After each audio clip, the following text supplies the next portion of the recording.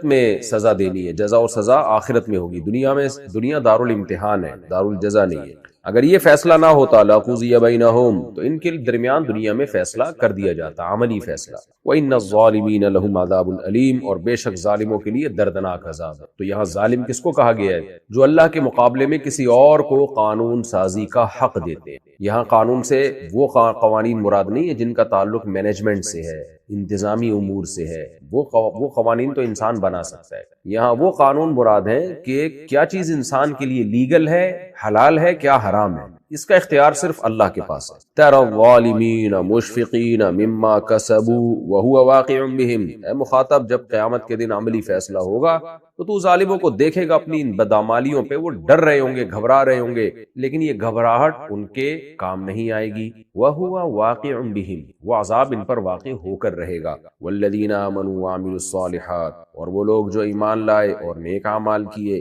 فی روضات الجنات، جنت کے باغات میں ہوں گے، لہم ما یشاءون عند ربہم، رب کے پاس جو چاہیں گے ان کو ملے گا۔ ذالک هو الفضل الکبیر، یہ بہت بڑا فضل ہے۔ دیکھیں اللہ اپنی جنت کی خود ہی تعریفیں کرتے کہ سوچو تمہاری ہر خواہش پوری ہو تو اس سے بڑا کیا فضل ہو سکتا ہے۔ یہ تو حکمرانوں کے ساتھ بھی ایسا نہیں ہوتا، ارب پتی لوگوں کے ساتھ بھی ایسا نہیں ہوتا کہ ہر خواہش پوری ہو، لیکن جنت میں فرمایا جو چاہو گے پورا ہوگا۔ یہ بہت بڑا فضل ہے اللہ کا۔ تو یہ فضل کس کو ملے گا؟ آگے فرمایا ذالک الذی، یہ ہے وہ فضل، یہ ہے وہ جنت، یبشر اللہ عبادہ، جس کی خوشخبریاں اللہ اپنے بندوں کو سناتا ہے۔ عقل مند لوگ اللہ کی باتوں پہ یقین کر لیتے ہیں اور بے وقوف لوگ کہتے ہیں کہ نہیں ہم مر کے ختم ہو جائیں گے۔ فرمایا یہ ہے وہ خوشخبری جس کے ذریعے اللہ اپنے بندوں کو خوشخبریاں سناتا ہے۔ کون بندے؟ الذین آمنوا وعملوا الصالحات، جو ایمان لائے اور نیک اعمال کیے۔ دیکھیں ایمان لانا بھی نیک عمل ہی ہے، لیکن اس کا تعلق ہے دل سے، یعنی دل سے بھی ٹھیک ہو گئے اور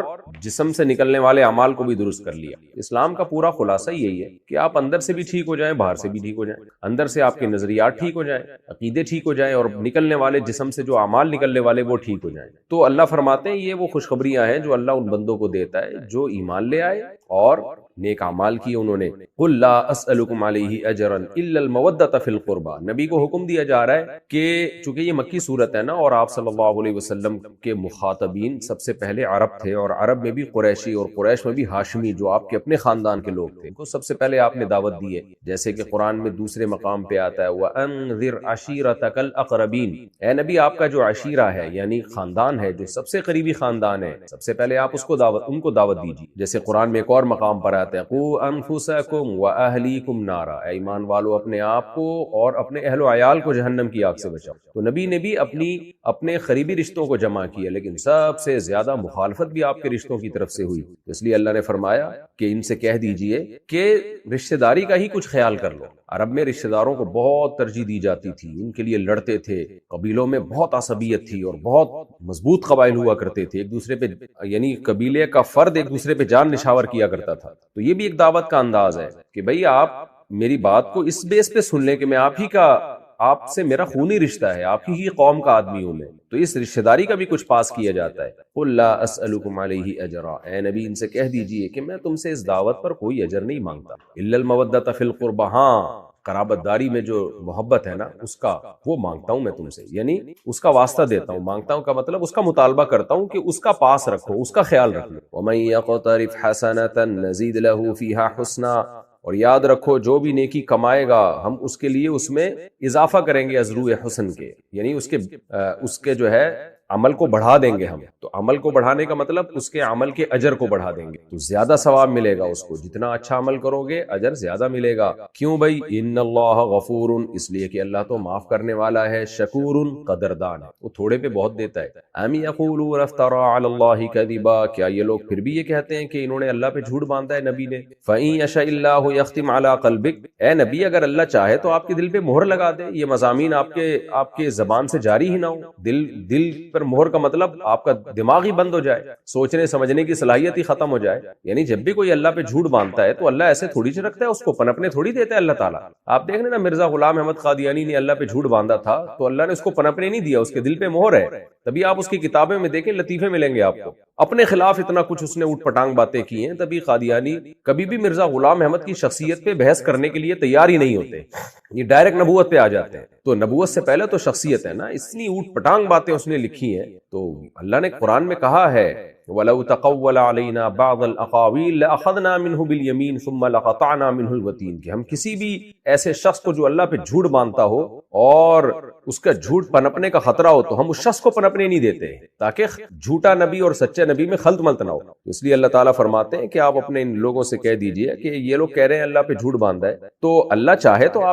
آپ کی زبان کو روک سکتا ہے، آپ کے دل پہ مہر لگا سکتا ہے، لیکن نہیں لگا رہا، بلکہ آپ کو ترقیوں پہ ترقیاں دیتا چلا جا رہا ہے۔ اتنی مخالفت کے باوجود آپ کے ماننے والے بڑھتے چلے جا رہے ہیں اور بڑی بڑی قربانیاں دے رہے ہیں، اور بہت ذہین فتین لوگ آپ کی دعوت پر لبیک کہہ رہے ہیں۔ ابو بکر، عمر، عثمان و علی جیسے لوگ جو قوم کے سردار تھے، ایسے لوگ آپ کی دعوت پر لبیک کہہ رہے ہیں۔ اس لیے اللہ فرماتے ہیں کہ وَيَمْحُ اللَّهُ الْبَاطِلَ، اللہ باطل کو مٹا رہا ہے، یعنی دلائل کے ذریعے، کہ یہ کوئی اعتراض کرتے ہیں نا، ان کا اعتراض یہ تھا اللہ پہ جھوٹ باندھا ہے، تو اللہ اپنے اوپر جھوٹ باندھنے والوں کو ایسے ہی چھوڑ دے گا، پنپنے دے گا۔ تو اس لیے اللہ فرماتے ہیں ہم باطل کو مٹا دیتے ہیں، وَيُحِقُّ اللَّهُ الْحَقَّ، اور حق کو اللہ ثابت کر دیتے ہیں بِكَلِمَاتِهِ، اپنے کلمات کے ذریعے، جیسے کہ اللہ نے دلائل دی ہیں قرآن مجید میں، تو یہ اللہ کے کلمات ہیں جن سے حق ثابت ہو رہا ہے۔ إِنَّهُ عَلِيمٌ بِذَاتِ الصُّدُورِ، وہ سینوں کے بھیدوں کو جانتا ہے، اس کو پتہ ہے انسان کے دل میں کیا کیا وسوسے آ رہے ہیں نبی کی نبوت کے بارے میں، تو تمام وسوسوں کا جواب دیتا ہے وہ قرآن مجید۔ وَهُوَ الَّذِي يَقْبَلُ التَّوْبَةَ عَنْ عِبَادِهِ، کیسی عجیب دیکھیں قرآن کی موٹیویشن ہے، قرآن دھمکیاں بھی دیتا ہے، ساتھ ساتھ امیدیں بھی دلاتا ہے۔ کوئی بھی حقیقی مصلح ہوگا نا، جو چاہتا ہے کہ اصلاح ہو، وہ خوف کے ساتھ ساتھ خوشخبریاں بھی دے گا تاکہ مایوسی نہ پھیلے۔ آپ نے دیکھا ہوگا بعض ڈکٹیٹر بن کے نا بس دھمکیاں دیتے رہتے ہیں، گھروں میں بعض والدین ایسے ہوتے ہیں یا باپ کا رویہ ایسا ہوتا ہے، اولاد کو ہر وقت دھمکیاں، تم نے یہ نہیں کیا تو میں یہ کر دوں گا، تم نے یہ نہیں کیا تو میں یہ کر دوں گا، ان کی اولادیں بگڑ جاتی ہیں۔ اور بعض کیا کرتے ہیں کہ کوئی دھمکی نہیں ہوتی، بس وہ ہر وقت لاڈ پیار، تو وہ بچے بھی بگڑ جاتے ہیں۔ ایسا بادشاہ جو ہر وقت اپنی ماتحتوں کو دھمکیاں دیتا رہے وہ بھی کامیاب نہیں ہے، اور کوئی سزا اور جزا کا اصول ہی نہ ہو اس کا، تو وہ بھی قوم ناکام ہے۔ تو اللہ تعالیٰ قرآن مجید میں جہاں کوئی دھمکی والی بات کرتے ہیں فوراً خوشخبری والی بات بھی کرتے ہیں کہ دیکھو اللہ تو حق کو مٹا کے چھوڑے گا، حق کو ظاہر کر کے چھوڑے گا، باطل کو مٹا کے چھوڑے گا۔ تو دنیا میں اسلام نے غالب آنا ہے، تو مشرکین کو ظاہر ہے اپنی ایک ذلت محسوس ہوتی ہے نا ایسی باتوں سے کہ ہمارا کیا ہوگا۔ اللہ نے فرمایا وَهُوَ الَّذِي يَقْبَلُ التَّوْبَةَ عَنْ عِبَادِهِ، اللہ جو یہ سب کچھ کرنے والا ہے اس کی ایک صفت یہ بھی ہے کہ وہ اپنے بندوں کی توبہ قبول بھی کرتا ہے۔ تم اگر توبہ کرو اس کے سامنے گڑگڑاؤ، معاف کر دے گا سب کچھ۔ وَيَعْفُو عَنِ السَّيِّئَاتِ، اور سیئات کو مٹاتا بھی ہے، بہت سارے گناہ ایسے ہیں جو معاف کر دیتا ہے۔ وَيَعْلَمُ مَا تَفْعَلُونَ، یعنی پہلی آیت کے پہلے حصے اور اگلے حصے کا فرق یہ ہوگا کہ توبہ تو قبول کرتا ہی ہے، بعض گناہ تو بغیر توبہ کے بھی معاف کر دیتا ہے وہ، لیکن ایمان تو لے کر آؤ، اللہ کو مانو تو صحیح۔ پھر اگر کبھی غلطی ہو جائے گی تو کبھی تو توبہ سے معاف ہو جائے گا، کبھی اللہ اپنے فضل سے معاف کر دے گا، لیکن ایمان کی طرف اور اعمال صالحہ کی طرف آؤ تو صحیح، اپنے ٹریک کو صحیح تو رکھو، پھر آگے اس کی رحمتیں تمہارا انتظار کر رہی ہیں۔ وَيَعْلَمُ مَا تَفْعَلُونَ، فرمایا جو کچھ تم کر رہے ہو وہ جانتا ہے، اس لیے تم اس سے بھاگ نہیں سکتے۔ تو جتنے بھی گناہ ہو گئے ہیں اس سے توبہ کرو، آئندہ بچنے کا عزم کرو، پھر اگر کوئی غلطی ہو جاتی ہے پھر توبہ کرو، کیونکہ وہ غفور بھی ہے اور رحیم بھی ہے۔ وَيَسْتَجِيبُ الَّذِينَ آمَنُوا وَعَمِلُوا الصَّالِحَاتِ، فرمایا اور جو ایمان لائے اور نیک اعمال کیے ان کی دعائیں بھی سنتا ہے، ان کو جواب دیتا ہے۔ یعنی اگر وہ گناہ کرتے ہیں، ایمان اور اعمال صالحہ پہ چل رہے ہیں، پھر گناہ ہو جائے تو توبہ قبول کرتا ہے، دعائیں قبول کرتا ہے۔ وَيَزِيدُهُم مِّن فَضْلِهِ، اور اپنے فضل سے اور زیادہ دیتا ہے، یعنی ایسا نہیں ہے کہ جو مانگو اتنا ملے گا۔ یہ تو دنیا میں آپ کوئی بھکاری کسی اسٹیٹ سے مانگتا ہے تو جتنا مانگے اتنا ملتا ہے، لیکن اللہ کا ایسا اصول نہیں، اللہ بہت زیادہ دیتا ہے۔ وَالْكَافِرُونَ لَهُمْ عَذَابٌ شَدِيدٌ، فرمایا جو نہیں مانتے نا مجھے ان کے لیے سخت عذاب ہے۔ تو میری رحمتیں، میری جو عنایتیں وہ ساری ان لوگوں کے لیے ہیں جو مجھے مانیں، اور صرف زبانی کلامی نہ مانے، وہ والا ایمان لائیں جس ایمان لانے کا میں نے حکم دیا ہے، یعنی مجھ پر بھی ایمان، میرے پیغمبروں پر بھی ایمان، میری کتابوں پر بھی ایمان۔ جو نہیں مانتے ان کے لیے سخت عذاب ہے۔ وَلَوْ بَسَطَ اللَّهُ الرِّزْقَ لِعِبَادِهِ لَبَغَوْا فِي الْأَرْضِ، ایک سوال پیدا ہوتا ہے، اللہ تو اتنا غفور الرحیم ہے تو دنیا میں غربت کیوں ہے؟ دنیا میں بہت سے لوگ غریب ہیں، مسکین ہیں، تو پھر جب تو اتنی رحمتیں کرتا ہے اور اتنا تو بندوں کی توبہ قبول کرتا ہے، تو پھر انسانیت میں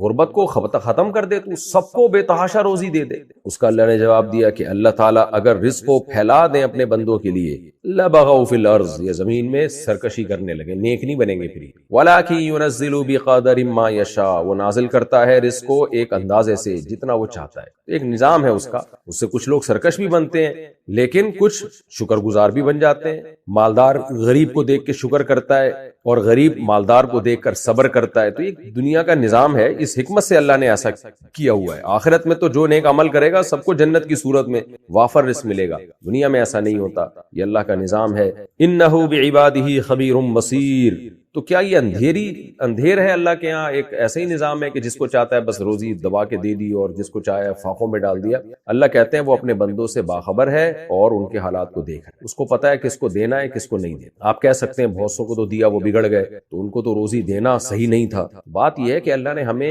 ایک اصول بتا دیا کہ میں جو کچھ کر رہا ہوں وہ حکمت پر مبنی ہے، وہ خود بخود نہیں ہو رہا۔ اب وہ حکمت اللہ بہتر جانتا ہے، میں اور آپ نہیں جانتے۔ کسی کو اللہ نے دے دیا بہت زیادہ اور ہمیں لگتا ہے کہ اس کو نہیں ملنا چاہیے تھا، کسی کو اللہ نے بہت غریب رکھا، جبکہ ہم سے پوچھا جائے تو ہم سمجھتے ہیں کہ اس کے پاس تو بہت مال ہونا چاہیے تھا۔ اس لیے اللہ نے فرمایا کہ یہ فیصلہ تم نہیں کرو گے، تمہیں لوگوں کے حالات کی خبر نہیں ہے، مجھے خبر۔ تو میں کبھی کسی کو آزمانا چاہتا ہوں، بعض دفعہ ظالم کو دولت دے کر اللہ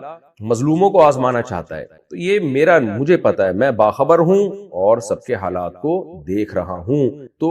ایسا ہی نہیں ہے کہ بس خود بخود سب کچھ ہو رہا ہو۔ وَهُوَ الَّذِي يُنَزِّلُ الْغَيْثَ مِن بَعْدِ مَا قَنَطُوا، اللہ اپنی رحمتیں بیان کر رہا ہے، فرمایا اللہ وہ ذات ہے جو بارش کو برساتا ہے اس کے بعد کہ لوگ مایوس ہو چکے ہوتے ہیں۔ بعض دفعہ ایسی مایوسی ہونے لگتی ہے، فرمایا اس کے بعد بارش برساتا ہے۔ وَيَنْشُرُ رَحْمَتَهُ، اور اپنی رحمت کو پھیلا دیتا ہے۔ وَهُوَ الْوَلِيُّ، دیکھیں اللہ تعالیٰ بغیر مایوسی کے بھی بارش برسا سکتا تھا نا، لیکن یہ بالکل ایسے ہی ہے جیسے آپ کا بچہ کچھ مانگ رہا ہے کھلونا، لیکن آپ تھوڑا سا اس کو تڑپانا چاہتے ہیں تاکہ تھوڑا سا گڑ گڑائے، ماں باپ کے سامنے وہ عاجزی کرے، تو ماں باپ اس سے بھی خوش ہوتے ہیں کہ تھوڑا سا اس کو رونے دو، مچلنے دو۔ تو اللہ تعالیٰ بھی بندوں سے رحمت ہے،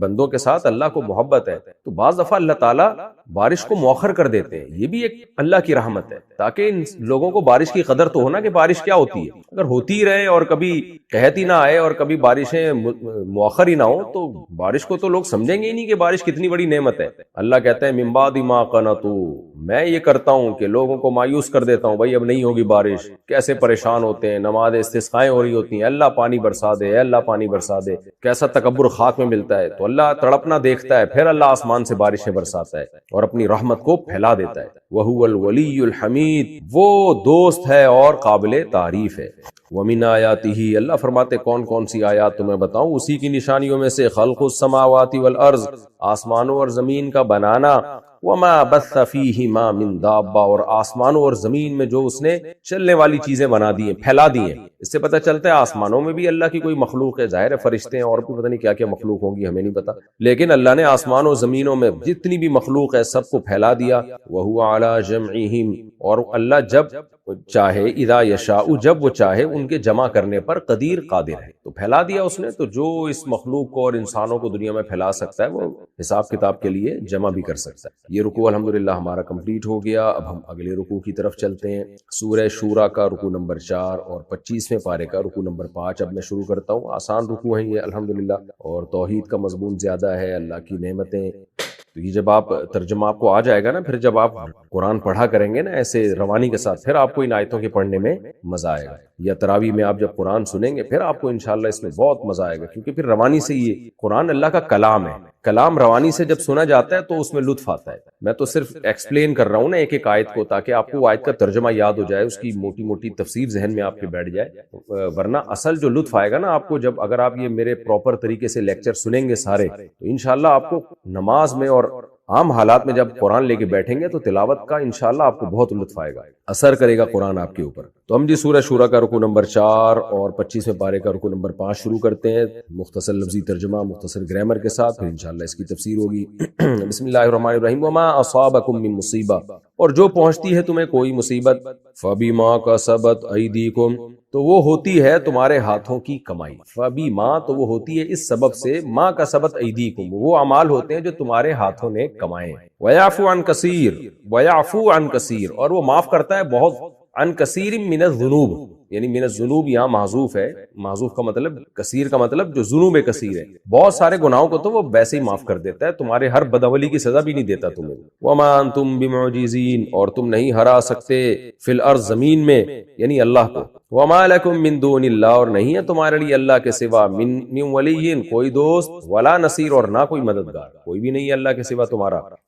ومن آیاتہ، اور اسی کی نشانیوں میں سے ہے الجوار، جوار جاریہ کی جمع ہے۔ جاریہ عربی میں مشترک ہے بہت ساری معنی میں، جاریہ باندی کو بھی کہتے ہیں، کم عمر لڑکی کو بھی کہتے ہیں، جاریہ کشتی کو بھی کہتے ہیں، سیارے کو بھی کہتے ہیں، تو جو بھی چلنے والی چیز ہے اس کو بھی کہتے ہیں۔ تو یہاں مراد ہے کشتیاں، جاریہ اس کی جمع آتی ہے جواری، تو یا کو حذف کر دیا ہے، الف لام اس میں شروع میں آ گیا۔ ومن آیاتہ الجوار، اور اسی کی نشانیوں میں سے کشتیاں ہیں، فی البحر سمندر میں، کل اعلام پہاڑوں کی طرح، علم یہ لفظ سورہ رحمان میں بھی ہے نا، تو اس سے کیا ہے پہاڑ جیسی، اعلام علم کی جمع، تو علم پہاڑ کو بھی کہتے ہیں، اعلام بڑے بڑے پہاڑوں جیسی، یعنی سمندری جہاز مراد ہے۔ ان یشاء، اگر اللہ چاہے، یسکن الریح، وہ ہوا کو روک لے، اسکن یسکن اسکانن روکنا، فیظللن رواکد، راکد راکدہ جمی ہوئی، رکود کسی چیز کو جم جائے نا، کوئی چیز کھڑی بھی ہو اپنی جگہ پہ اس کو رکود کہا جاتا ہے، راکد رکی ہوئی، تو رواکد راکدتن کی جمع، تو کشتیاں چونکہ مؤنث ہے نا تو اس لیے راکدتن کی جمع آئی ہے۔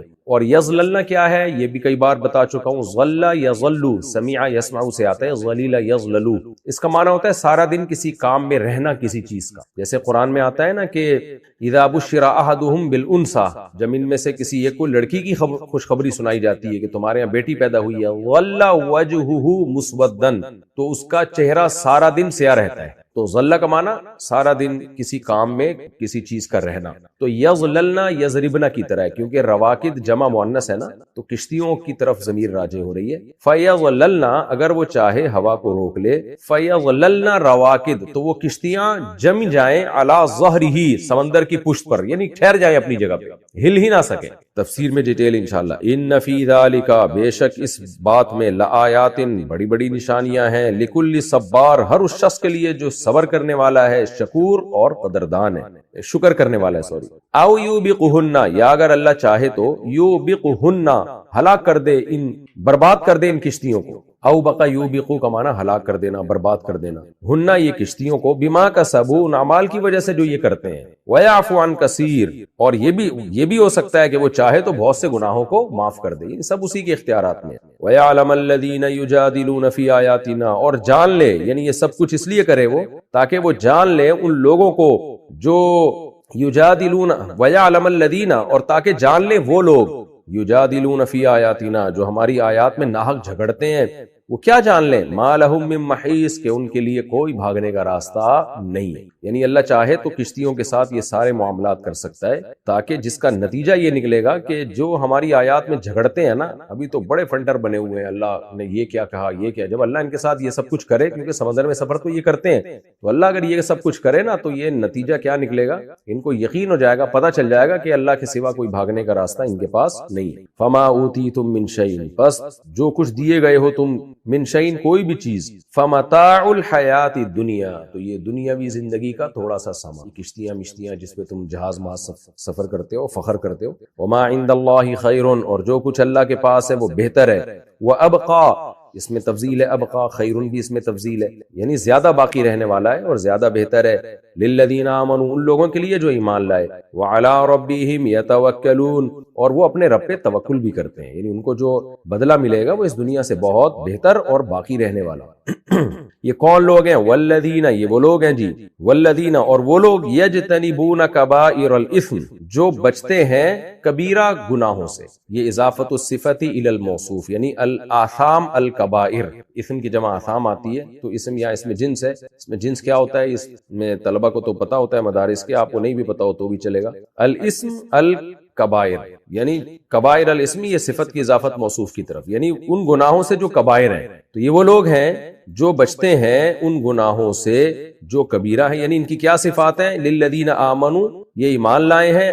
اپنے رب پہ اعتماد کرتے ہیں، اور یہ وہ لوگ ہیں جو کبیرہ گناہوں سے بچتے ہیں، والفواحش اور بے حیائی کے کاموں سے بچتے ہیں، فاحشۃ کی جمع فواحش، وَإِذَا مَا غَضِبُوا اور جب بھی ان کو غصہ آتا ہے، یہ غصہ کرتے ہیں، ہم یغفرون یہ معاف کر دیتے ہیں، یعنی چشم پوشی سے کام لیتے ہیں۔ غفر یغفرو کا معنی مٹانا ہوتا ہے، اصل میں مغفر ٹوپی کو کہتے ہیں نا، جنگی ٹوپی کو بھی کہتے ہیں مغفر، جو چھپا دیتی ہے آپ کو، کسی چیز کو چھپا دینا۔ تو جب ہم کسی چیز کو چھپا دیتے ہیں تو نظروں سے اوجھل کر دیتے ہیں، تو اس لیے اس کے بہت سارے معنی، نظر انداز کر دینا، اگنور کر دینا۔ تو مغفرت ان تمام معنوں میں استعمال ہوتا ہے، معاف کر دینا، کہ جب آپ معاف کر رہے ہیں تو چھپا بھی رہے ہیں اس کی غلطی کو، اگنور بھی کر رہے ہیں، تو خلاصہ یہ نکلا کہ وہ معاف کرتے ہیں۔ وَإِذَا مَا غَضِبُوا جب یہ غصہ کرتے ہیں، ہم یغفرون تو غصہ جاری نہیں کرتے بلکہ معاف کر دیتے ہیں۔ وَالَّذِينَ اسْتَجَابُوا لِرَبِّهِمْ یہ وہ لوگ ہیں جنہوں نے رب کی دعوت پر لبیک کہا، استجابو رب کی دعوت کا جواب دیا انہوں نے، جب اللہ نے کہا نا ایمان لاؤ نیک اعمال کرو، انہوں نے اس پر لبیک کہا۔ وَأَقَامُوا الصَّلَاةَ اور انہوں نے نماز قائم کی۔ وَأَمْرُهُمْ شُورَىٰ بَيْنَهُمْ اور ان کے معاملات آپس میں مشورے سے ہوتے ہیں، یعنی ذو شورا مشورے والے ہوتے ہیں، ان کے جو امر ہیں یعنی معاملات ہیں، ذو شورا ذو حذف کر دیا، شورا والے ہوتے ہیں، مشورے والے ہوتے ہیں، شورا مصدر ہے مشورے کو کہتے ہیں، بینہم آپس کے مشورے سے ہوتے ہیں۔ وَمِمَّا رَزَقْنَاهُمْ اور جو رزق ہم نے ان کو دیا ہے، ينفقون اس میں سے خرچ کرتے ہیں۔ وَالَّذِينَ إِذَا أَصَابَهُمُ الْبَغْيُ اور جب ان کو کوئی ظلم پہنچتا ہے، بغی ظلم کو کہتے ہیں، یعنی کوئی ان پر ظلم کر دے، ہم ینتصرون یہ انتقام لیتے ہیں، انتصار انتقام لینا۔ وجزاء سیئۃ کیوں لیتے ہیں بھائی انتقام؟ وجہ اس کی یہ ہے کہ برائی کا جو بدلہ ہے، سیئۃ برائی ہے، مثلھا اسی پہلی والی برائی کے بقدر، یعنی اللہ کا قانون یہ ہے کہ کسی نے برا کیا تو آپ اتنا ہی برا اس کے ساتھ کر سکتے ہو جتنا اس نے کی، اس وجہ سے یہ انتقام لیتے ہیں۔ لیکن فمن عفا پس جو معاف کر دے، واصلح اور اصلاح کر دے معاشرے کی، یعنی معافی کے ذریعے اصلاح کرے، فَأَجْرُهُ عَلَى اللَّهِ تو اس کا اجر اللہ کے ذمے ہے، إِنَّهُ لَا يُحِبُّ الظَّالِمِينَ وہ ظالموں کو پسند نہیں کرتا۔ وَلَمَنِ انتَصَرَ لام تاکید کے لیے، من انتصر اور جو شخص انتقام لے لے، بعد ظلم ہی اس کے ظلم کے بعد، اس کے ظلم سے مراد کیا ہے؟ یعنی اس پہ جو ظلم ہوا تھا وہ والا ظلم، اس پہ جو ظلم ہوا تھا اس ظلم کے بعد اگر وہ انتقام لے لیتا ہے ظالم سے، فَأُولَٰئِکَ تو یہ وہ لوگ ہیں، ما علیہم نہیں ہے ان کے اوپر، من سبیل کوئی راستہ، یعنی ملامت کا اور سزا کا کوئی راستہ ان پہ نہیں ہے، یعنی کوئی اب ان کو ملامت نہیں کر سکتا کہ تم نے کیوں انتقام لیا، اور اللہ نے بھی ان کو سزا نہیں دینی ہے، یعنی اللہ نے بھی اپنے لیے سزا کا راستہ ان کی طرف چھوڑا نہیں ہے، کیونکہ اللہ نے اجازت دے دی ہے کہ جو ظلم ہوا ہو تو تم برابر سرابر انتقام لے سکتے ہو، تو ان پر کوئی، یہ عربی میں ایک محاورے کے طور پر استعمال ہوتا ہے کہ ما علیہ من سبیل، اس پر کوئی حرج نہیں ہے، اس کا ترجمہ یہی، آسان ترجمہ یہی بنے گا جو عرب کی زبان کے محاورے کے لحاظ سے وہ کیا ہے، فاولئک ما علیہم من سبیل، کہ ان لوگوں پر کوئی تنگی نہیں ہے، کوئی حرج نہیں ہے، اگر کوئی انتقام لے لے تو پرمیشن ہے اللہ کی طرف۔ انما السبیل علی الذین ہاں حرج ان لوگوں پر ہے، یظلمون الناس جو لوگوں پہ ظلم کرتے ہیں، وَيَبْغُونَ فِي الْأَرْضِ اور زمین میں سرکشی میں چاہتے ہیں، بغیر الحق ناحق، جو انتقام کے طور پہ بدلہ لیتے ہیں ان پہ نہیں ہے، بلکہ جو پہل کرتے ہیں اور سرکشی میں چاہ رہے ہیں ان پہ حرج ہے، ان کو جو ہے سزا ملے گی۔ اولئک لہم عذاب علیم یہ وہ لوگ ہیں جن کے لیے دردناک عذاب ہے۔ وَلَمَنْ صَبَرَ لام تاکید کے لیے، من صبر جو صبر کرے، وغفر اور معاف کر دے، ان ذالک لمن عزم الامور تو یہ بڑے بلند حوصلے کی بات ہے۔ عزم الامور کو کئی دفعہ میں ایکسپلین کر چکا ہوں، یہ صفت کی اضافت موصوف کی طرف، اور عزم بمانا عازم، کیا مطلب؟ من الامور العازمہ، یہ ایسے امور میں سے ہے جو بڑے پختہ معاملات ہیں، یعنی یہ بہت ہی مضبوط ارادے والے لوگوں کا کام ہے، جن کو اپنے اوپر بڑا زبردست کنٹرول ہوتا ہے، قوت ارادی ان کی مضبوط ہوتی ہے، کیونکہ اگر آپ کی قوت ارادی مضبوط نہیں ہے تو آپ ایک فیصلہ کرتے ہو، لیکن جب آپ کو پتہ چلتا ہے کہ تو بڑا مشکل کام ہے تو آپ پیچھے ہٹ جاتے ہو۔ تو لمن عزم الامور کا مطلب کیا ہے کہ ایسا امر جو مضبوط ہو، جو جس کے لیے مضبوط عزم چاہیے ہوتا ہے، تو انتقام نہ لینا اور انتقام کی قدرت کے باوجود معاف کر دینا، یہ بلند حوصلے کا کام ہے، یہ عزم الامور میں سے ہے، یہ ہلکا کام نہیں ہے، کیونکہ جب انسان انتقام نہ لینے کا فیصلہ کرتا ہے اور اس انتقام لینے کی قدرت بھی ہو تو اس پہ اکثر قائم نہیں رہتا، بلکہ وہ کہتا ہے لوں گا انتقام۔ تو اللہ کہتے ہیں عزم الامور میں سے یہ ہے، حوصلے کی بات یہ ہے کہ سوسائٹی کی اصلاح کے لیے انتقام مت لو۔ تفسیر میں پوری ڈیٹیل آئے گی انشاءاللہ۔ جی مختصر لفظی ترجمہ مختصر گرامر کے ساتھ ہو گیا، اب ہم اس کی تفسیر کی طرف چلتے ہیں۔ سورہ شورى کا رکوع نمبر 4 اور 25ویں پارے کا رکوع نمبر 5 کی۔ بسم اللہ الرحمن الرحیم۔ وما اصابکم من مصیبۃ فبما کسبت ایدیکم ویعفو عن کثیر۔ اللہ فرماتے ہیں کہ جو کچھ تمہیں مصیبت پہنچتی ہے وہ تمہارے ہاتھوں کی کمائی ہے۔ یہاں مصیبت سے مراد دیکھیں مصیبت کی دو قسمیں ہیں۔ ایک مصیبت وہ جس کو ہم آزمائش کہتے ہیں، وہ مصیبت تو مسلمان کو بھی آتی ہے، کافر کو بھی آتی ہے، اور وہ اللہ کی طرف سے آزمائشیں ہوتی ہیں، تکوینی امور ہوتے ہیں کچھ کائنات کے نظام کو چلانے کے لیے۔ تو یہاں وہ مصیبت مراد نہیں ہے، کیونکہ وہ والی مصیبت انسان کے ضروری نہیں کہ بدعمالیوں کا نتیجہ، نیک لوگوں کے ساتھ بھی حادثات ہو جاتے ہیں، تو وہ مصیبت نہیں ہوتی، وہ ایک اللہ کی طرف سے آزمائش ہوتی۔ یہاں مصیبت سے مراد ہے وہ مصیبت جو حقیقی معنی میں مصیبت ہو، جو گناہوں کی سزا کے طور پر، جیسے لوط علیہ السلام کی قوم کے ساتھ ہوا، قوم عاد قوم سمود کے ساتھ ہوا، یا بعض دفعہ اللہ کسی قوم کو سزا دینے کے لیے قحط میں ڈال دیتے ہیں جیسے فرعونیوں کے ساتھ ہوا، تو یہاں یہ والی مصیبت مراد ہے۔ یہ مصیبت انسان کی بدعمالیوں ہی کا نتیجہ ہے۔ تو خلاصہ اس آیت کا یہ نکلا کہ جو واقعی عذاب ہوتا ہے نا، جو مصیبت بن کے آتی ہے، وہ انسان کی بدعمالیوں ہی کا نتیجہ ہے، اور کچھ قدرتی واقعات ہوتے ہیں، حادثات ہوتے ہیں، تو وہ بدعمالیوں کا نتیجہ نہیں ہے۔ اب سوال پیدا ہوتا ہے ہم کیسے فیصلہ کریں گے کہ کون سی مصیبت آپ کے بدعمالیوں کا نتیجہ ہے اور کون سی ویسے ہی اللہ کی طرف سے آزمائش ہے، قدرتی حادثات ہیں، دنیا میں ہمیشہ سے آئے ہیں، صحابہ کے دور میں بھی آئے، بڑے بڑے نیک لوگوں کی پر آزمائشیں آئی ہیں، تو ہمیں کیسے پتہ چلے گا کہ یہ بدعمالیوں کے نتیجے والی مصیبت ہے اور واقعی حقیقی مصیبت ہے یا ویسی ایک آزمائش ہے؟ تو دیکھیں اس میں یقینی طور پر تو جب تک ہمارے سامنے نص موجود نہ ہو ہم فیصلہ نہیں کر سکتے۔ اب جیسے قوم عاد قوم سمود کے بارے میں اللہ نے بتا دیا کہ ان کی بدعمالیوں کا عذاب تھا، قوم نوح کے بارے میں اللہ نے بتا دیا کہ بدعمالیوں کا عذاب تھا۔ جہاں اللہ بتا دے گا وہاں تو ہمیں یقین ہوگا، جہاں نہیں بتائے گا تو وہاں یقینی طور پر کچھ نہیں کہا جا سکتا۔ البتہ کچھ علامتیں علماء نے بتائی ہیں قرآن و سنت کو سامنے رکھے، ان علامتوں سے اندازہ ہو جاتا ہے، غالب درجے میں آپ کہہ سکتے ہو کہ یہ مصیبت گناہوں کا عذاب ہے یا یہ ویسے ہی قدرتی حادثہ ہے۔ تو وہ ظاہری علامت یہ ہے کہ جب بھی کوئی آزمائش آئے، چاہے وہ انفرادی آپ کی زندگی میں آئے یا قومی سطح پہ آئے، تو اگر اس میں ہمیں اپنی اصلاح کا موقع مل رہا ہے اور اصلاح کی طرف توجہ جا رہی ہے، مثال کے طور پر ملک میں مہنگائی کا عذاب ہی آپ دیکھ لینا، عوام کو کچھ سمجھ میں آنے لگتا ہے کہ ہمیں کیا کرنا چاہیے آئندہ کے لیے، کیا پالیسیاں بنانی چاہیے ہمیں، حکمرانوں کو کچھ عقل آ جاتی ہے، تو پھر یہ مصیبت نہیں ہے بلکہ یہ اللہ کی طرف سے اصلاح کا ایک پروگرام ہے، ایک تربیت کا ایک طریقہ ہے۔ تو اور اگر کوئی پریشانی آئی اور آپ کی اصلاح کی طرف توجہ ہی نہیں جاتی ہے، نہ آپ اللہ کی طرف رجوع کرتے ہو، نہ آپ کو اپنی غلطیوں کی تلافیوں کی طرف توجہ جاتی ہے، تو سمجھ لیں یہ اللہ کی طرف سے عذاب ہے، کیونکہ اللہ آپ کو تکلیف پہنچانا چاہ رہے ہو۔ دیکھیں جب بھی کوئی تکلیف کسی خیر کا پیش خیمہ ہو تو وہ تکلیف پہنچانے والا آپ کا دوست ہوتا ہے۔ ڈاکٹر بھی آپ کو تکلیف پہنچاتا ہے آپریشن کر کے، ٹیکہ لگا کے، وہ تکلیف مصیبت نہیں ہوتی بلکہ وہ آپ کو سدھارنے کے لیے ہوتی ہے۔ شاعر نے کہا ہے نا کہ تندی باد مخالف سے نہ گھبرائے شاہین، یہ تو چلتی ہے تجھے اونچا اڑانے کے لیے۔ تیز ہوائیں شاہین کو اونچا اڑانے کے لیے چلتی ہیں، ٹینشن دینے کے لیے نہیں چلتی۔ تو اللہ تعالیٰ بھی اپنے بندوں کی اصلاح کے لیے، تاکہ وہ اپنے اعمال میں غور کریں، اپنی اصلاح کریں، تو اللہ تعالیٰ ان کو آزمائشوں میں ڈال دیتے ہیں، تو عقل مند لوگ سدھر جاتے ہیں۔ تو یہ پھر مصیبت نہیں ہے، یہ بدعمالیوں کا نتیجہ نہیں ہے، یعنی عذاب برائے عذاب نہیں ہے۔ اور اگر آپ کو اللہ کی طرف آپ کی توجہ ہی نہیں ہو رہی اور آپ برائیوں میں اور جری ہوتے چلے جا رہے ہو، تو یہ وہ عذاب ہے جس کا اس آیت میں اللہ نے تذکرہ کیا۔ فرمایا جو مصیبت حقیقی معنوں میں جو مصیبت ہوتی ہے وہ مراد ہے، ہاں وہ تمہیں جو پہنچتی ہے تمہارے اعمال کا نتیجہ ہے۔ وَيَعْفُو عَنْ كَثِيرٍ، اور بہت سی برائیاں اللہ ویسے بھی معاف کر دیتا ہے۔ یعنی یہ تو جو عذاب آتے ہیں نا، یہ بہت سے گناہوں کو معاف کرنے کے باوجود جو کچھ گناہ رہ جاتے ہیں ان پر عذاب آتا ہے۔ سارے گناہوں کا اللہ عذاب دینا شروع کر دے تو قرآن میں جگہ جگہ اللہ نے یہ مضمون بیان کیا، ایک ذی روح چیز کو بھی اللہ زمین پہ زندہ نہ چھوڑے۔ فرمایا وَمَا أَنْتُمْ بِمُعْجِزِينَ فِي الْأَرْضِ، اور تم زمین میں اللہ کو ہرا نہیں سکتے۔ زمین کا تذکرہ اس لیے کیا کہ انسان کی دادا گیری تو زمین پر ہے نا، تو زمین پہ نہیں جو ہرا سکتا آسمانوں میں کہاں سے ہرائے گا؟ یہ اللہ عذاب دینے پہ آ جائے کچھ بھی نہیں کر سکتے تم۔ وَمَا لَكُم مِّن دُونِ اللَّهِ، اور نہیں ہے تمہارے لیے اللہ کے سوا من ولی، کوئی دوست، ولا نصیر، اور نہ کوئی مددگار ہے، اس لیے اللہ ہی سے دوستی لگاؤ۔ وَمِنْ آيَاتِهِ الْجَوَارِ فِي الْبَحْرِ كَالْأَعْلَامِ، اسی کی نشانیوں میں جہاز ہیں سمندر میں پہاڑوں جیسے۔ مفسرین نے اس آیت کا ترجمہ جہازوں سے کیا کیونکہ کشتی پہاڑوں جیسی جو ہوتی ہے وہ جہاز ہی ہوتا ہے، تو سمندری جہاز ہیں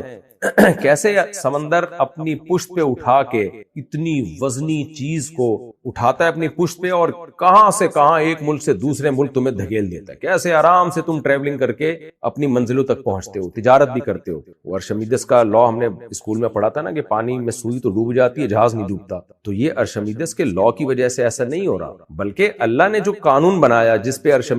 جو بھی سائنٹسٹ تھا ارشمیدس وہ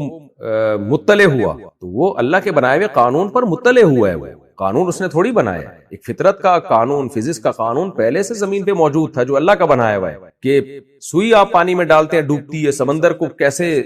سمندر جو ہے اس پہاڑ جیسے جہاز کو اپنے سینے پہ اٹھائے رکھتا ہے، تو اللہ کہتے ہیں یہ ہماری قدرت ہے۔ اور پہلے زمانے میں بھی، اب بھی ہم نے دیکھا ہے جب باہر ٹریولنگ ہوتی ہے تو بادبانی کشتیاں اب بھی ہیں، جب تک وہ گوروں کو ہم نے دیکھا ہے جب ایک ملک سے دوسرے ملک ٹریولنگ کے لیے جاتے ہیں نا، سیاح جو ان کے ہوتے ہیں، ٹورسٹ ان کے جاتے ہیں، تو وہ کیا کرتے ہیں کہ وہ ڈیزل بچانے کے لیے انہوں نے پردے لگائے ہوئے ہیں کشتیوں میں، جیسے پرانے زمانے میں ہوتا، تو جب تک ہواؤں سے چلائیں گے ہوا چلائے گی، تو ہوا بڑے مزے سے چلاتی ہے کشتیوں کو، وہ پردے دائیں بائیں کرتے رہتے ہیں، اس سے اس کی ڈائریکشن چینج ہوتی رہتی ہے۔ تو پہلے زمانے میں تو یہی ہوتا، 100-150 سال پہلے تک اس طرح بہت زیادہ لوگ سفر کیا کرتے تھے کشتیوں پہ بیٹھ کے، حاجی بہت جایا کرتے تھے، ہماری پرانی کتابوں میں ملتا ہے کہ بادبانی کشتیوں میں بیٹھ کے حج پہ جایا کرتے تھے، تو اس میں بہت ہی سستے میں آپ کا سفر ہو جایا کرتا تھا، کیونکہ ہوا کی طاقت آپ استعمال کر رہے ہیں۔ تو اللہ تعالیٰ فرماتے ہیں کہ تم جو ہواؤں کے ذریعے سمندری جہازوں پہ سفر کر رہے ہو، ڈیزل کا خرچہ، بجلی کا خرچہ بچا رہے ہو، انرجی تمہیں قدرت نے دی ہوئی ہے، یہ بھی تو ہوائیں اللہ کے کنٹرول میں ہے، کیونکہ عرب میں تو یہ بہت زیادہ تھا اس وقت نا، یہ سمندری جہاز اور کشتیاں، یہ بادبانی کشتیاں ہوتی، وہ لوگ پردوں کو سیٹ کرتے تھے خاص اینگل سے کہ وہ ہوا کے ان اینگلوں پہ ٹکراتی تھی اور کشتی کو دھکیلتی تھی آگے، تو وہ اس اینگل سے جہاں ان کو موڑنا ہوتا اسی حساب سے وہ پردوں کو سیٹ کرتے تھے۔ تو اللہ نے فرمایا کہ تم جو سمندروں میں جا رہے ہو نا، بیچ سمندر میں اللہ ہوا کو روک دے تو تمہارا بنے گا کیا؟ یشاء یسکن الريح، اللہ اگر چاہے ہوا کو روک دے، فَيَظْلَلْنَ رَوَاكِدَ عَلَى ظَهْرِهِ، تو سارا دن یہ کشتیاں سمندر کی پشت پہ کھڑی رہیں، کیسی ٹینشن میں آؤ گے، تمہیں جان کے لالے پڑ جائیں گے، ہوائیں اللہ کے اختیار میں ہیں۔ ان فی ذلک لآیات لکل صبار شکور، بے شک اس بات میں بڑی بڑی نشانیاں ہیں ان لوگوں کے لیے جو بہت زیادہ صبر کرنے والے اور بہت زیادہ شکر کرنے والے۔ عجیب بات ہے، سورہ لقمان میں بھی اللہ نے جہاں کشتیوں کا تذکرہ کیا تھا کہ اللہ چاہے تو طوفان سے تمہیں ہلاک کر دے سمندر میں، وہاں بھی اللہ نے یہی کہا تھا کہ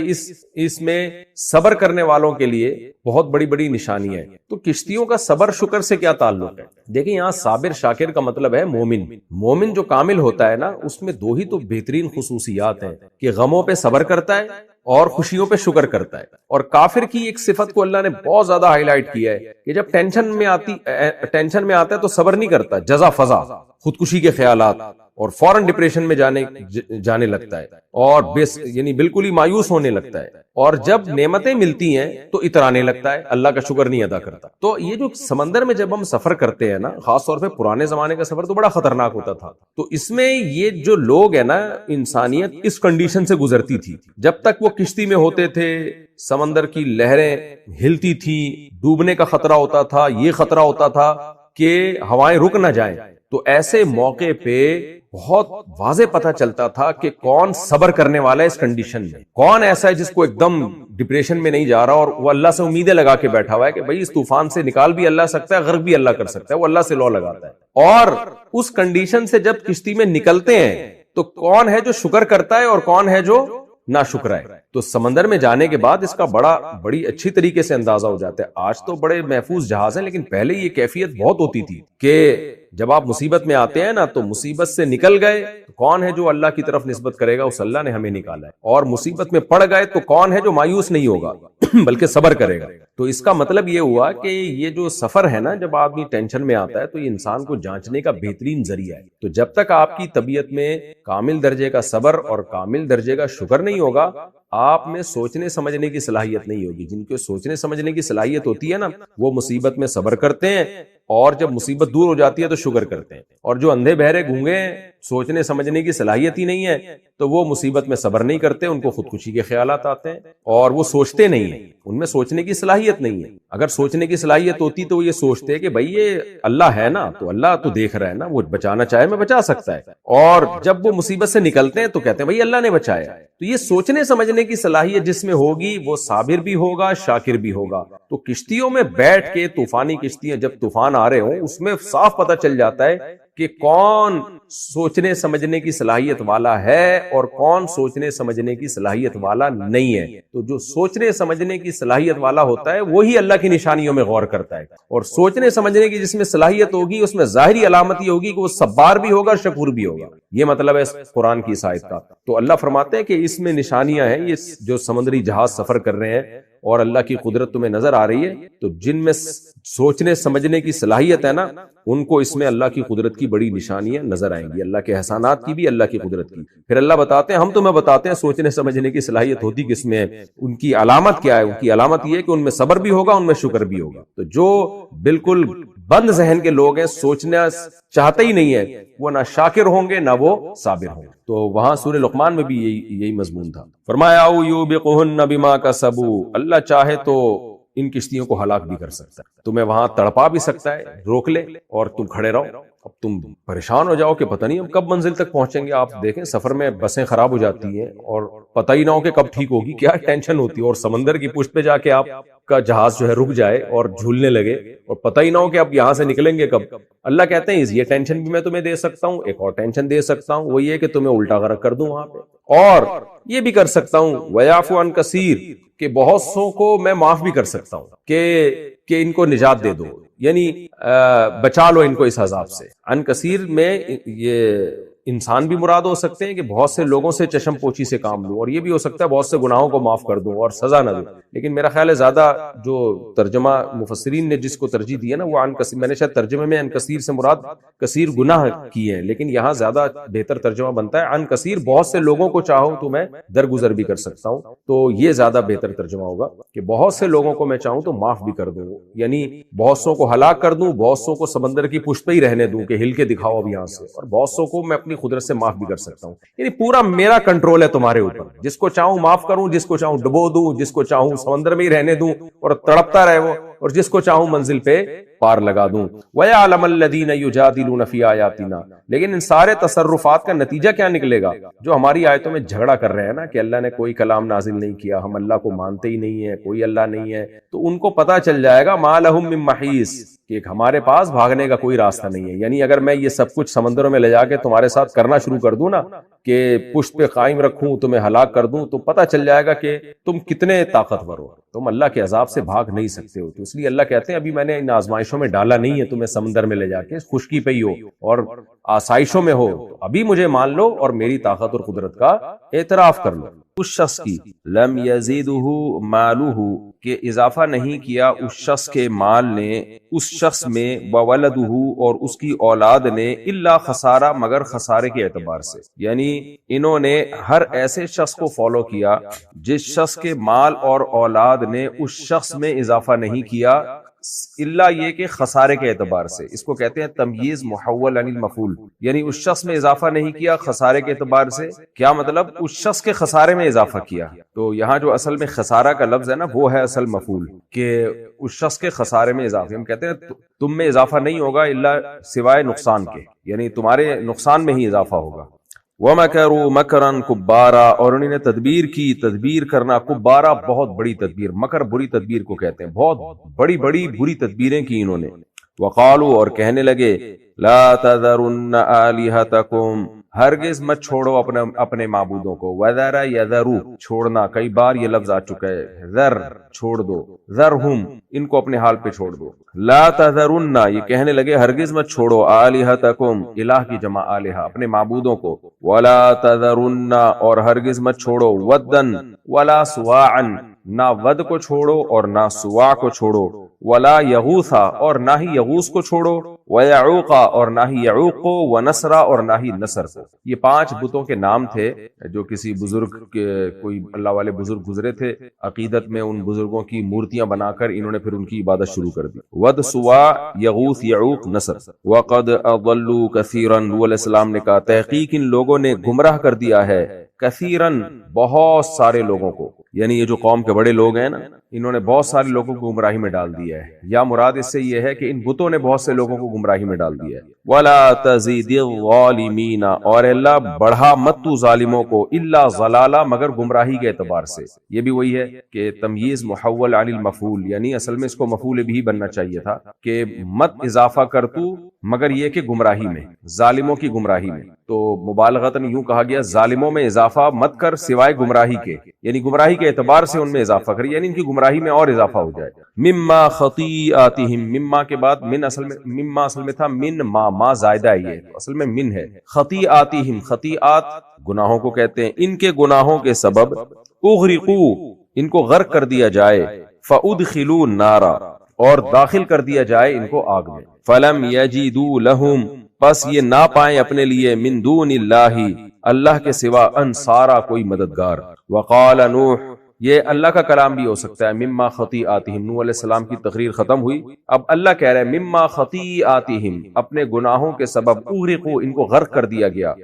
فادخلوا نارا، اور داخل کر دیا گیا ان کو آگ میں، فلم یجدوا لہم، پس نہیں پایا انہوں نے اپنے لیے، من دون اللہ انصارا، اللہ کے سوا کوئی مددگار۔ تو یہ بھی ہو سکتا ہے کہ یہ کلام بیچ میں اللہ کا ہو، حضرت نوح علیہ السلام کی تقریر چل رہی ہے، ان کی بد دعا کا تذکرہ آیا، پھر اللہ نے اپنا کلام بیچ میں داخل کیا کہ یہ ہو گیا، یعنی ان کو ان کے گناہوں کے سبب غرق کر دیا گیا اور آگ میں داخل کر دیا گیا۔ اب دوبارہ نوح علیہ السلام کا کلام شروع ہو رہا ہے۔ وقال نوح الرب، اور نوح علیہ السلام نے کہا ربی، اے میرے رب، لا تذر علی الارض، مت چھوڑ تو زمین پر، من الکافرین، کافروں میں سے، دیارا، کسی بھی رہنے والے کو، دیار گھر کو کہتے ہیں، دیار جو گھر میں رہنے والا، یعنی کوئی گھر میں رہنے والا متنفس تو زندہ نہیں چھوڑنا، سب کو مار دے۔ انک ان تذرہم، بے شک تو اگر ان کو چھوڑے گا، وذر یذر، وہی لفظ، اگر تو ان کو چھوڑ دے گا زندہ، یضلوا عبادک، یہ گمراہ کریں گے تیرے بندوں کو، ولا یلدوا، اور نہ جنیں گے یہ لوگ، ولد یلدوا جنہ،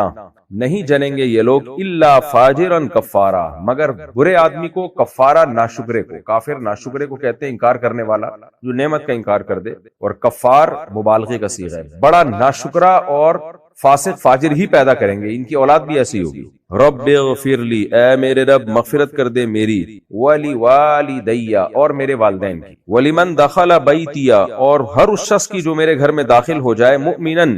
جو میرے گھر میں داخل ہے مومن بن کے، یعنی میرے گھر والوں میں جو میرے گھر میں داخل ہوتے ہیں، گھر والے ہی ہوتے ہیں نا، ان میں جو بھی مومن ہے اس کی بھی مغفرت کر دے، وللمؤمنین، اور عام مومنین کی بھی، والمؤمنات، اور عام مومنات کی بھی، ولا تزد الظالمین الا تبارا، اور مت بڑھا تو ظالموں کو مگر تباہی کے اعتبار سے۔ یہ بھی تمییز محول علی المفعول ہے، یعنی ظالموں کی تباہی میں ہی تو اضافہ کر دے، ان کو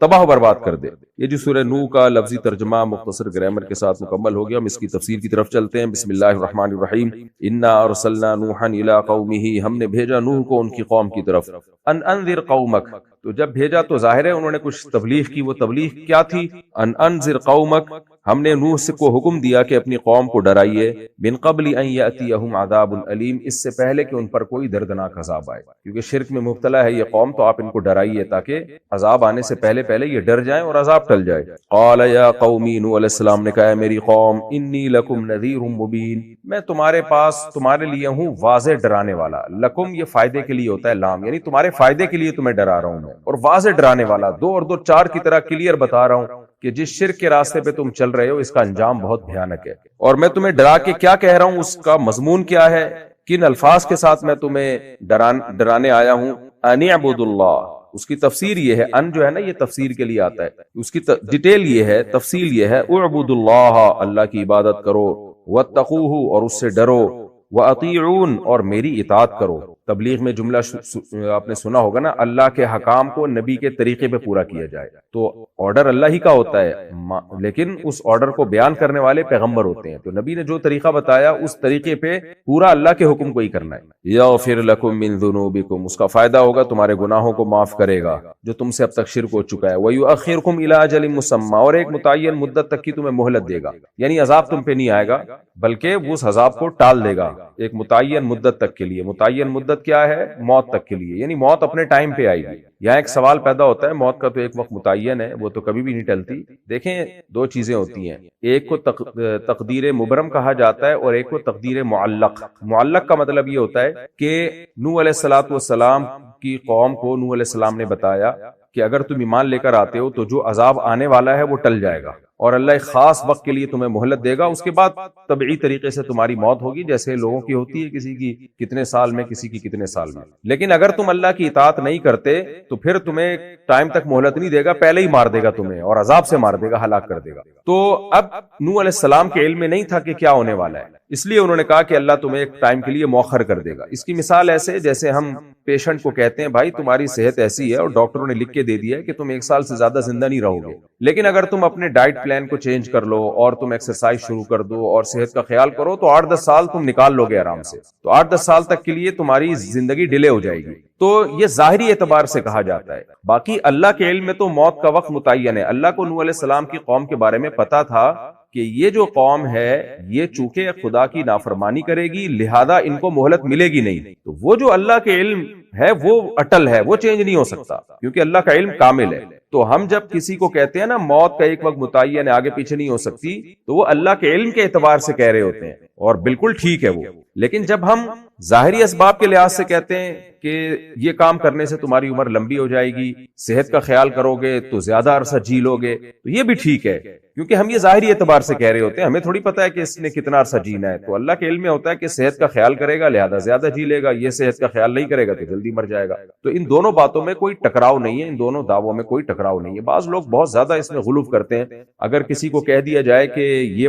والی خوراکیں کھانے سے انسان کی عمر لمبی ہوتی ہے تو فوراً کفر کا فتویٰ لگا دیتے ہیں وہ بھائی عمر تو کسی کی لمبی نہیں ہو سکتی، عمر کا تو ایک وقت متعین ہے۔ بھائی ایک وقت متعین ہے اللہ کے علم میں، اس میں آگے پیچھے نہیں ہو سکتی، اور اس ٹائم پہ موت آ کے رہے گی، آپ کچھ بھی کر لو، لیکن وہ علم ہمیں نہیں ہے، ہم عالم الغیب نہیں ہے، ہم ظاہری اعتبار سے بات کرتے ہیں، ظاہری اعتبار سے ہم کہتے ہیں۔ اس کی اور آسان مثال ہم کہتے ہیں نا اتفاق سے یہ کام ہو گیا، حالانکہ اتفاق سے نہیں ہوتا، بائی چانس کچھ بھی نہیں ہوتا، سب کچھ پہلے سے اللہ کے علم میں ہے، اس کے مطابق ہوتا ہے، لیکن چونکہ ہمیں نہیں پتا تو ہم اس کو بائی چانس ہی سمجھ رہے ہوتے ہیں، تو ہمارے لیے اس کو بائی چانس کہنا جائز ہے، اتفاق سے کہنا جائز ہے کہ یار اتفاق سے ایسا ہو گیا، ہونا تو نہیں تھا۔ تو اس میں فوراً کفر اور شرک کا فتویٰ لگا دینا اور اس کو پھر ملامت کرنا، یہ عمل ٹھیک نہیں ہے۔ حدیث سے بھی اس کی مثال ملتی ہے، صحیح بخاری کی حدیث ہے، نبی صلی اللہ علیہ وسلم نے فرمایا من احب ان ينسأ له في اثره فليصل رحمه، جو چاہتا ہے کہ اس کی عمر لمبی ہو وہ رشتہ داری جوڑے۔ اب یہاں بھی اشکال ہوتا ہے، نبی نہیں بتایا ہمیں کہ عمر تو متعین ہے، اس میں کمی بیشی نہیں ہوتی، قرآن سے بھی پتہ چلتا ہے، لیکن یہاں نبی فرما رہے ہیں کہ جس کو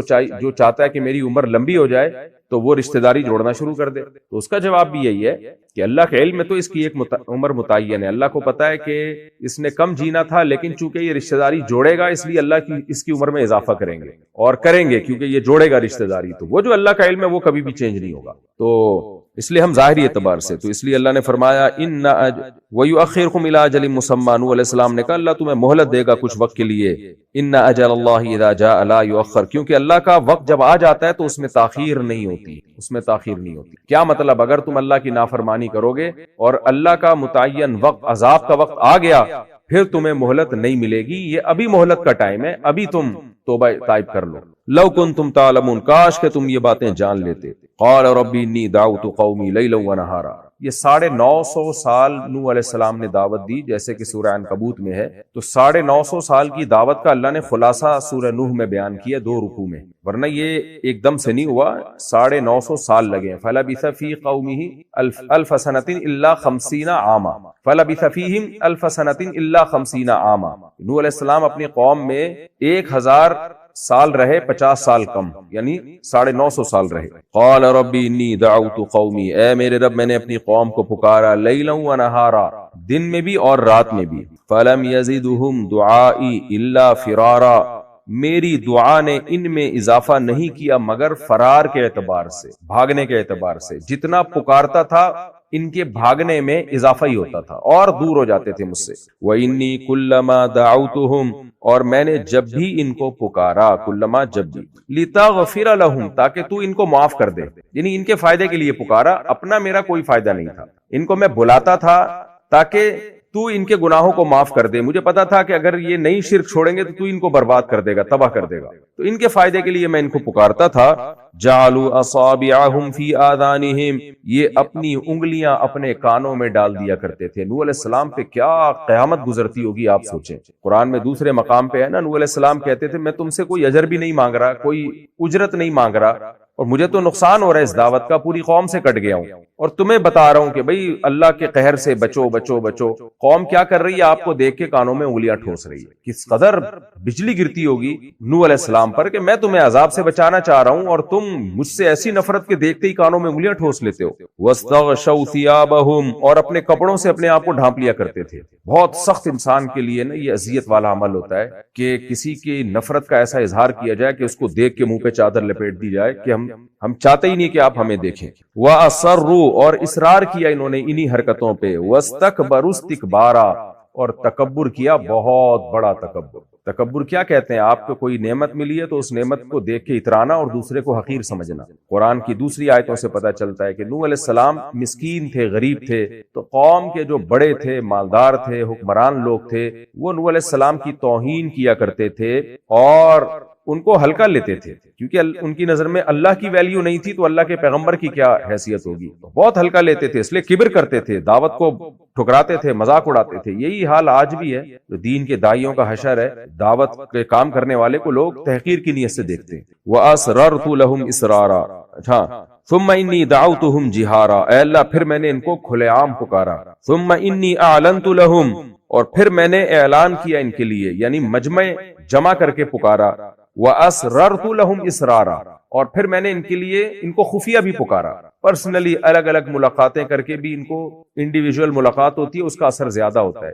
بعض دفعہ آپ انفرادی دعوت کسی کو دیتے ہیں تو وہ زیادہ اثر نہیں لیتا، وہ مجمع میں دعوت اس پہ اثر کر جاتی ہے۔ وہ جب اکیلے آپ اس کو سمجھائیں گے تو وہ سمجھتا ہے کہ بھئی اپنے اوپر بوجھ محسوس کرتا ہے۔ تو دعوت اور تبلیغ کے جتنے طریقے ہو سکتے تھے سوٹیبل، وہ سارے میں نے اختیار کیے۔ فَقُلْتُ اسْتَغْفِرُوا رَبَّكُمْ، میں نے ان سے کہا اپنے رب سے اپنے گناہوں کی معافی مانگو، انہو کان غفارا، وہ بہت زیادہ معاف کرنے والا ہے، تمہاری ساری زندگی کے گناہوں کو معاف کر دے گا۔ یرسل السماء علیکم مدرارا، ظاہر ہے معافی کی اہمیت اس کے دل میں ہوگی جو آخرت پر ایمان رکھتا ہے۔ دیکھیں حدیث میں بھی کئی نیکیاں ایسی ہیں جن کے بارے میں آتا ہے اس سے گناہ معاف ہوتے ہیں۔ اب جو لوگ دین بیزار لوگ ہیں ان کو کچھ اثر ہی نہیں پڑتا اس سے، وہ کہتے ہیں گناہ معاف ہونے سے کیا ہوتا ہے، کوئی پیسے ویسے ملتے ہیں تو ہم یہ کام کریں۔ تو ایمان والوں کے دل میں سب سے زیادہ ویلیو اس کی ہے کہ میری غلطیاں جو مجھ سے ہوئی ہیں مجھے میری اس پہ پکڑ نہ ہو، اس لیے پیغمبر اسی چیز کو زیادہ فوکس کرتے تھے۔ یرسل السماء علیکم مدرارا، وہ برسائے گا تم پر آسمان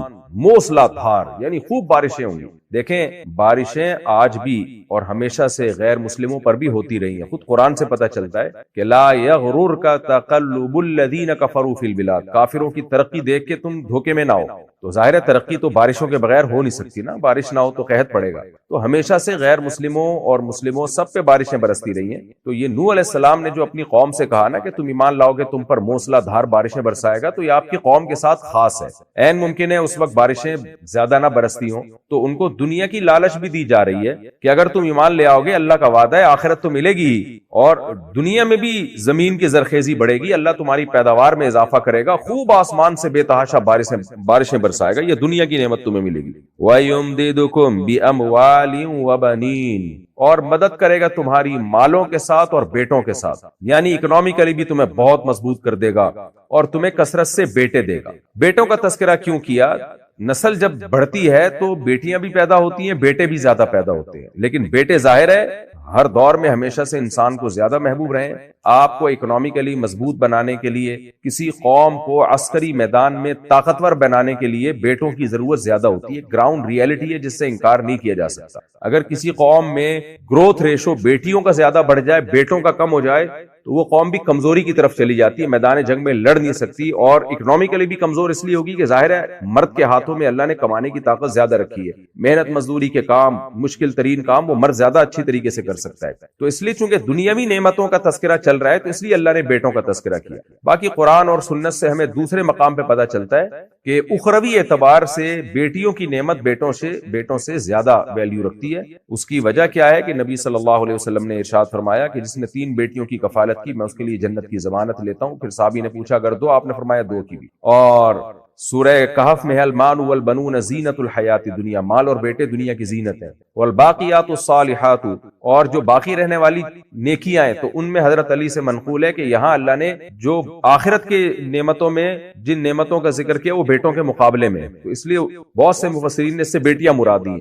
لی ہیں کہ مال اور بیٹے یہ دنیا کی زینت ہے، اور آخرت میں باقی رہنے والی نعمتوں میں دیگر نیکیوں کے ساتھ بیٹیاں بھی ہیں، اور ظاہر ہے ان کی کفالت میں سوائے اللہ کی رضا کے اور کوئی مقصد ہو نہیں سکتا، جبکہ بیٹوں کی جو انسان کفالت کرتا ہے تو بہت دفعہ اس سے لالچ اور امید بھی ہوتی ہے کہ یہ ہمیں کما کے کھلائے گا، ہمارا دست و بازو بنے گا۔ باقی بیٹا اگر دعا کرتا ہے اور نیک ہے، صالح ہے، اور باپ کے لیے صدقہ جاریہ بنے تو وہ ایک اضافی چیز ہے، وہ تو کوئی بھی آپ کے لیے صدقہ جاریہ بنے گا اولاد میں تو وہ قیامت کے دن آپ کے کام آئے گا۔ تو اس لیے اللہ نے یہاں بیٹوں کا تذکرہ کیا کہ دنیاوی نعمتوں میں بہرحال بیٹوں کی ایک ویلیو زیادہ ہے، اور اس سے یہ بھی پتہ چلتا ہے کہ نسل کا بڑھنا یہ صرف آخرت کی نعمت نہیں ہے، دنیا کی نعمت بھی ہے، کیونکہ جب نسل زیادہ ہوگی تو ہی بیٹے زیادہ ہوں گے نا، ایسا تو نہیں ہو سکتا کہ بیٹے ہی بیٹے کسی قوم کے پیدا ہونا شروع ہو جائیں، یہ تو امپاسبل ہے، آج تک کبھی ایسا نہیں ہوا۔ تو گروتھ ریشو بڑھتا ہے تو بیٹوں کا ریشو بھی آٹومیٹیکلی بیٹیوں کے ساتھ ساتھ بڑھنا شروع ہو جاتا ہے۔ تو اس سے بھی پتہ چلتا ہے کہ نسل کا بڑھنا کسی قوم کی اکنامیکلی ترقی کے لیے بہت زیادہ ضروری ہے۔ لوگ کہتے ہیں یورپ امریکہ نے تو نسل روک کے ترقی کر لی ہے، یہ بالکل غلط ہے، ان کی ترقی کے اسباب نسل روکنا نہیں ہے، بلکہ ان کی ترقی میں ایک بہت بڑی رکاوٹ گروتھ ریشو کا گرنا بن چکا ہے۔ جاپان، جرمنی، اٹلی، یہ سب ملک پریشان ہیں کہ کاش ہم نے یہ نسل روکنے کی تحریکیں نہ چلائی ہوتی تو آج ہم اس سے بھی زیادہ مضبوط ہوتے۔ تو جاپان کی حالت آپ دیکھ لیں، وہ دوسرے ملکوں کے لوگوں کو ویزے دے کے بلا رہا ہے۔ تو اللہ تعالیٰ نے دوسرے مقامات پر بھی نسل کے بڑھنے کو نعمت کے طور پہ بیان کیا ہے۔ وَاذْكُرُوا إِذْ كُنْتُمْ قَلِيلًا فَكَثَّرَكُمْ، شعیب علیہ السلام نے اپنی قوم سے کہا تم تھوڑے تھے، اللہ نے تمہیں بڑھا دیا، اضافہ کر دیا، تو یہ اللہ کی نعمت ہے۔ اسی طرح یہودیوں کے بارے میں سورہ بنی اسرائیل میں اس پہ تفصیلی لیکچر دے چکا ہوں پہلے رکوع میں، کہ اللہ تعالیٰ نے یہودیوں سے کہا کہ اگر تم اللہ کے شکر گزار بنو گے تو اللہ تمہاری نسل میں اضافہ کرے گا۔ تو آج یہودی بھی بچے زیادہ پیدا کرنے کے قائل ہیں، کیونکہ یہودی بہت مائنورٹی میں آ چکے ہیں۔ تو اب میں جرمنی گیا ہوں اور آسٹریلیا میں، وہاں لوگ بتاتے ہیں جرمنی میں تو ہمیں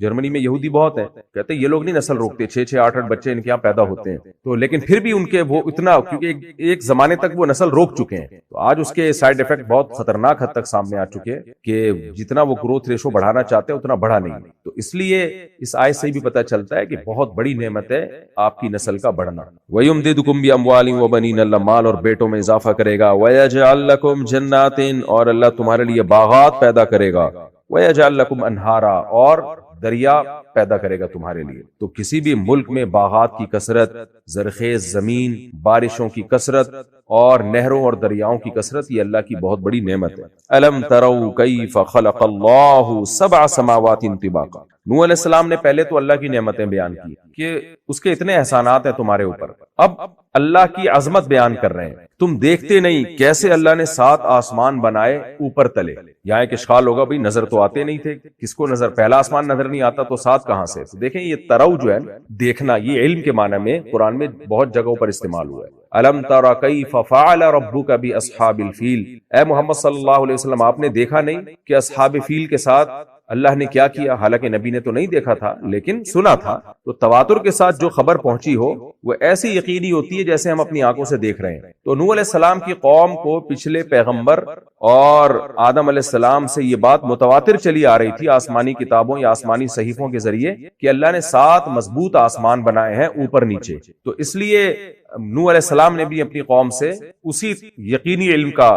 حوالہ دیا کہ یہ بات تو تم بھی جانتے ہو، تمہارے باپ دادا سے یہ بات یقینی طور پہ چلی آ رہی ہے، تو کیا تم دیکھتے نہیں ہو کیسے مضبوط 7 آسمان اللہ تعالیٰ نے بنائے ہیں؟ یعنی دیکھنے کا مطلب تمہیں معلوم ہے۔ وَجَعَلَ الْقَمَرَ فِيهِنَّ نُورًا، اور ان آسمانوں میں اللہ نے نور پیدا کیا، یعنی چاند کو نور بنا کے پیدا کیا، روشنی، نور، جس کی نور جو ہے نا وہ روشنی ہوتی ہے جس میں جو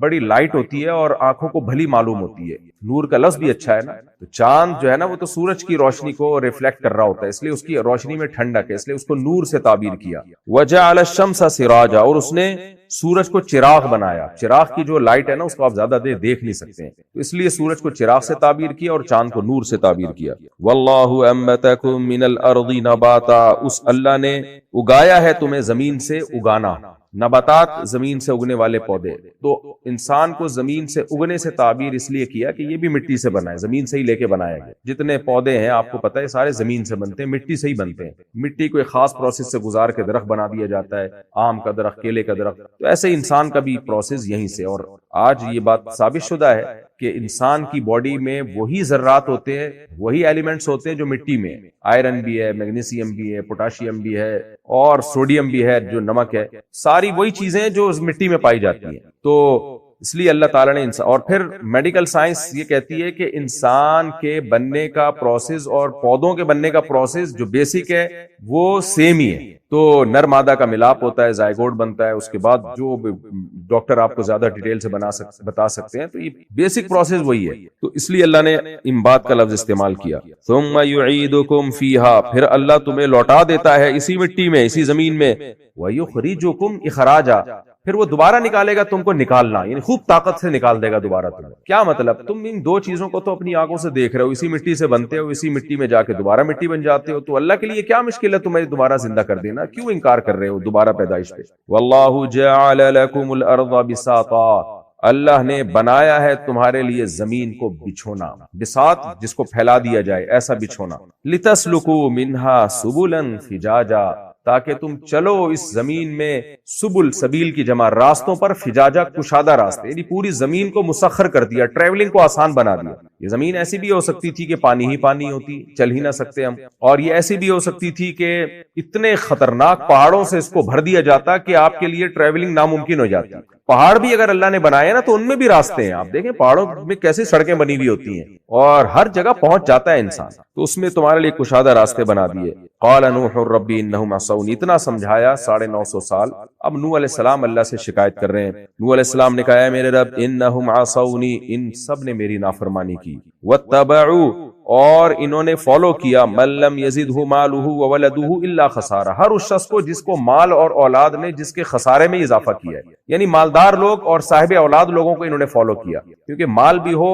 اور اولاد کی کثرت بھی ہو تو ایسا آدمی پاورفل ہوتا ہے۔ تو اصل میں یہ کنایا ہے کہ جو قوم کے پاورفل لوگ تھے نا، مالدار لوگ تھے، تو غریبوں نے بھی ان کو فالو کیا ہے، مجھے فالو نہیں کیا، الا یہ کہ چند لوگ جو ایمان لے آئے تھے۔ تو مجھے فالو کرنے کے بجائے یہ قوم کے وڈیروں کو فالو کرتے رہے، اور ان وڈیروں کی مال اور اولاد نے ان کو نقصان ہی پہنچایا، کیونکہ ان کا مال اور اولاد ان کو اللہ کے راستے پہ چلنے سے غافل کر کے گیا ہے۔ تو جو خود خسارے میں جا رہے تھے، انہوں نے انہی خسارے والوں کو فالو کیا۔ آج بھی ایسا ہی ہے، علماء، صلحاء اور داعیوں کی بات لوگ نہیں سنتے، لوگ سیاست دانوں کی بات سن رہے ہوتے ہیں، اپنے لیڈروں کی بات سن رہے ہوتے ہیں، اور مالداروں کی بات سن رہے ہوتے ہیں، بدتمیز لوگوں کی بات سن رہے ہوتے ہیں جن کو بولنے کی تمیز نہیں ہے۔ تو ایسے لوگوں کو لوگ فالو کر رہے ہوتے ہیں، اور جو آپ کو دین سکھا رہے ہیں، اللہ رسول کی تعلیمات کی طرف لے کر آ رہے ہیں، ان کو لوگ فضول سمجھتے ہیں۔ وَمَكَرُوا مَكْرًا كُبَّارًا، اے اللہ نہ صرف یہ کہ انہوں نے میری نافرمانی کی، بلکہ میرے خلاف بہت بری تدبیریں بھی کرتے رہے ہیں، وہ تدبیریں قتل کرنے کی، جلا وطنی کی جو بھی تھی۔ وَقَالُوا لَا تَذَرُنَّ آلِهَتَكُمْ، میں ان کو اللہ کی طرف بلاتا تھا، اور یہ کیا کہتے تھے؟ ہرگز مت چھوڑو اپنے معبودوں کو، وَلَا تَذَرُنَّ وَدًّا، اور ہرگز مت چھوڑو ود کو، وَلَا سُوَاعًا، اور نہ سوا کو کبھی چھوڑو، ولا یغوثا، اور نہ یغوث کو، ویعوق ونسرا، اور نہ یعوق اور نصر، یعنی خود نام تراشے ہوئے انہوں نے پتھروں کی مورتیاں بنا کے ان کے پیچھے، پتھروں کے پیچھے لگے ہوئے ہیں۔ اور جس رب نے اس کائنات کو بنایا، 7 مضبوط آسمان اوپر تلے بنا دیے، اس نے آسمان سے بارشیں برساتا ہے، اور انسانوں کو زمین کی مٹی سے بنا کے کھڑا کر دیا اس نے، اور دوبارہ پیدا کرے گا، اس رب کو چھوڑ کر ان مورتیوں کے پیچھے لگے ہوئے ہیں۔ وقد اضلوا كثيرا، اے اللہ ان دولت مند لوگوں نے بہت سے لوگوں کو گمراہ کر دیا ہے۔ ولا تزید الظالمین الا ضلالا، میں بھی ان کے خلاف ایک بد دعا کرتا ہوں کہ تو اب ان ظالموں کی گمراہی میں اضافہ کرنا۔ قرآن میں دوسرے مقام پہ ہمیں پتہ چلتا ہے کہ نوح علیہ السلام نے بد دعا اس وقت کی ہے جب اللہ نے ان کو بتا دیا لن یؤمن من قومک الا من قد آمن، کہ نوح جتنے لوگوں نے ایمان لانا تھا لا چکے ہیں، اب مزید ہرگز کوئی شخص ایمان نہیں لے کر آئے گا۔ تو دوسرے مقام پہ القرآن یفسر بعضہ بعضا، قرآن کی بعض آیتیں بعض آیتوں کی تفسیر کرتی ہیں۔ تو جب بالکل نوح علیہ السلام مایوس ہو گئے ہیں نا، تو پھر یہ شکایتیں شروع کی ہے نوح علیہ السلام نے۔ اس سے پہلے نہیں کیے، اس سے پہلے ایک شخص کی بھی ایمان کی امید تھی نا نوح علیہ السلام کو، تو دعوت دیتے رہے، آپ بد دعا نہیں کی آپ نے۔ اب جب بالکل ایمان کی امید ختم ہو گئی تو اب اللہ سے کہہ رہے ہیں کہ اللہ ان ظالموں کی گمراہی میں تو اب اضافہ کر۔ یہ اتنا سخت جملہ کیوں کہا؟ اس لیے کہ اب نوح علیہ السلام کو یہ تھا کہ اب عذاب تاکہ یقینی آئے، جس عذاب کا اللہ نے وعدہ کیا وہ آ جائے، کیونکہ اب یہ ایمان نہیں لے کر آئیں گے تو اب ان کی گمراہی بڑھے گی تو پھر اللہ کا عذاب جلدی آئے گا۔ اور جلدی عذاب کیوں لانا چاہ رہے ہیں؟ تاکہ مزید بچے نہ جنیں گے، کیونکہ یہ جو بچے جنیں گے وہ بھی انہی جیسے ہوں گے، وہ بھی جہنم کے ایندھن بنیں گے۔ اگلی نسل کو تباہی سے بچانے کے لیے نوح علیہ السلام عذاب میں اب جلدی کر رہے ہیں۔ اللہ نے فرمایا مما خطیئاتہم، ان کے گناہوں کے سبب اغرقوا، ان کو غرق کر دیا جائے گا، فادخلوا نارا، اور ان کو آگ میں داخل کر دیا جائے گا۔ یہ جملہ فیوچر کا بھی ہو سکتا ہے، پاسٹ کے سینٹینس سے جب فیوچر کی خبر دی جاتی ہے تو اس کا مقصد تاکید ہوتی ہے، یعنی ایسا گویا کہ یہ ہو چکا ہے، مقصد یہ کہ ہوگا۔ اور یہ